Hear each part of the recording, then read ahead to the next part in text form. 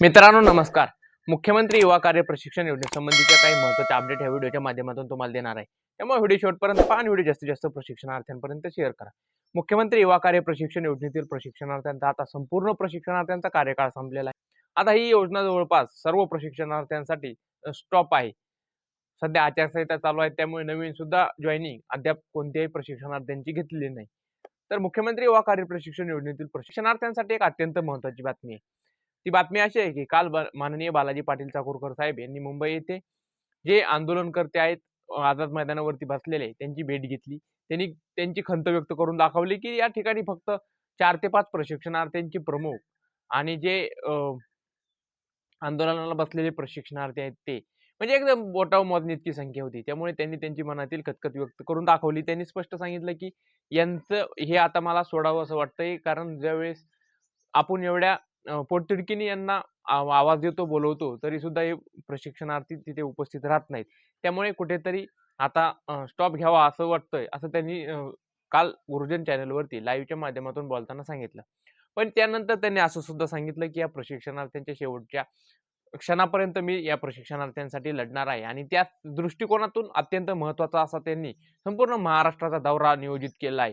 ही सर्वात मोठी बातमी आहे. त्यांनी संपूर्ण महाराष्ट्रात 4000 किलोमीटरचा महाराष्ट्र दौरा, पूर्ण महाराष्ट्रव्यापी दौरा त्यांनी जाहीर केला आहे.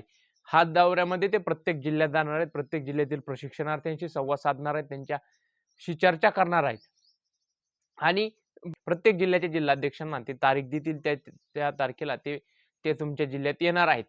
हा सर्वात मोठा दौरा असेल आणि याच्या माध्यमातून ते संपूर्ण प्रशिक्षणार्थ्यांना पुन्हा एकदा एकत्रित आणण्याचं काम करणार आहेत. आता सध्या आचारसंहिता चालू आहे. त्या आचारसंहितेमुळे ना पुढे कार्यकाळ वाढीचं कोणतं होतंय किंवा नवीन जॉईनिंग सध्या कोणतीच प्रोसेस चालू नाही. सर्व प्रोसेस ठप्प आहेत. ज्यावेळेस आता ह्या जिल्हा परिषद, पंचायत समिती निवडणुकाच्या आचारसंहिता संपतील, त्यानंतरच पुढील निर्णय घेतला जाईल, काय होईल काय नाही.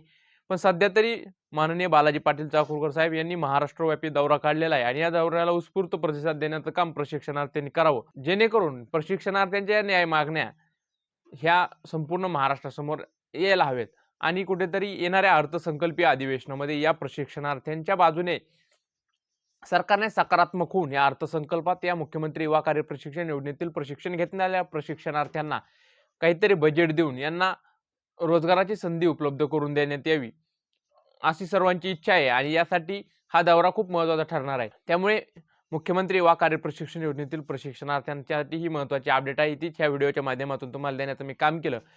व्हिडिओ आवडला असेल तर व्हिडिओला लाईक करा, चॅनलला सबस्क्राईब करा. भेटू नवीन अपडेटसह नवीन व्हिडिओमध्ये. तोपर्यंत धन्यवाद.